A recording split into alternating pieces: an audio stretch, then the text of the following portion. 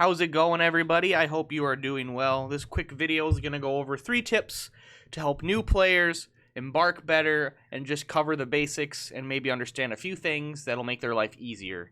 First tip I want to go into is it has to do with animals. It's about those pesky little cats. You think cats are cute and cuddly? Maybe, but in the Dwarf Fortress world, there's some issues. First issue is if you bring a cat and you bring another cat that are able to breed, you might have these things called cat explosions, where cats, they like to breed. They really do in this game. And if you leave the cat population go unchecked and you're not paying attention and they're running around doing whatever they want, you eventually can run into performance issues from that. And it's a little not super common, but it can happen, especially if you go for a long time. And it's something a lot of people aren't aware of, and then they'll be having performance issues and they're like, what's going on? And it's like, well, you got 50 cats. You got 100 cats. Oh, okay. But that's not even the major issue. Even if you bring one cat, which you would think this is a good idea, I'm going to bring a cat because it'll help me take care of rats and lizards and other rodents and little critters that, wander around my castle, my fort, and they try to get into my food, and they'll eat my plump helmets and my seed and all this crap, right? Well, the thing is, they eat so little of that.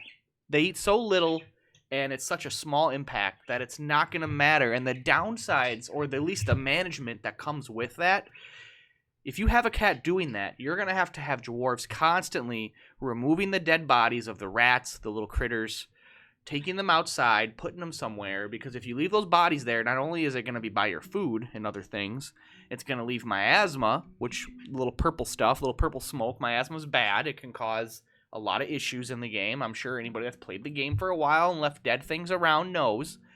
That's just not going to be a good time. And if you constantly let all these dead little critters build up all over your fort, well, you're going to have a bad time. So just keep that in mind with cats. Just, something real quick there. And another thing to mention is, depending on where your biome is, where you're settling, you're going to want to alter your embark loadout, what you're bringing, the prepare carefully stuff. So if I'm going into a biome that's going to have combat, whether I'm next to dwarves, there's an undead tower, it's spooky, it's an untamed wilds, whatever, I might want to bring some weapons. Couple, maybe 2, maybe 3, maybe get a military going like really quick. With that, I'll have a better chance of survival. Maybe bring some copper armor, or at the very most iron, but that's a lot of points you're gonna dedicate. So you gotta be really careful with that. Try to bring the full set or close to, like get your body, your head, and maybe legs at the least. You can maybe skip footwear and handwear. But if you go copper, you can go all in on 2 sets. It won't. 2 sets is like, what do you got, 20, 40, then you got 50, 60. Yeah, you can go in 80 points on a full set of copper. Even with the weapons, too. You can get those relatively low. You can get weapons and armor for 100, versus where if you were to just get the armor of iron, it's 100, so go copper, maybe go some leather, and get a military going. If you're going to be in a place where there's no trees, maybe don't bring a woodcutter. Maybe just bring some wood with you. That's a good option. And then get down to the cavern layer as quickly as possible so you can get more wood. You're not going to need wood a whole lot early on, but you'll need it for a few things, and it's always good to have it. You're eventually going to need it more and more, especially if you want to make charcoal and stuff. And then, just keep in mind where you're going. Keep in mind what you're doing.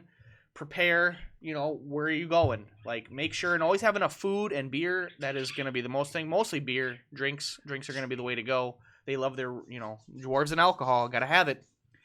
And the final tip that I have is just make sure all your jobs are covered. I like to bring usually 2 at least, because you have 2 pickaxes. Generally, I bring 3 miners, because I like to mine quick, get going on that. Make sure you have a farmer, fisherman, kind of 2-in-1 combo. You can even bring, a doctor, get a wound dresser, surgeon, because you might need a doctor if you're in a dangerous area, So it really just comes down to what you're doing, but make sure all the jobs are covered. Make sure you're prepared for what you're going to face, and you should have a little bit of a better time going into the game, especially if you're trying harder biomes and harder starts. So thank you guys so much for watching. I appreciate it. I just want to make this video quick, get it done with. Hopefully this wasn't too long. If you got any questions or comments, please drop them down below. I'd be glad to help anybody out, and if you have any advice for future videos or things you want to know, please let me know, and I'll see what I can do and get those out there for you. Thank you guys, and I will see you in the next one. Later. Peace.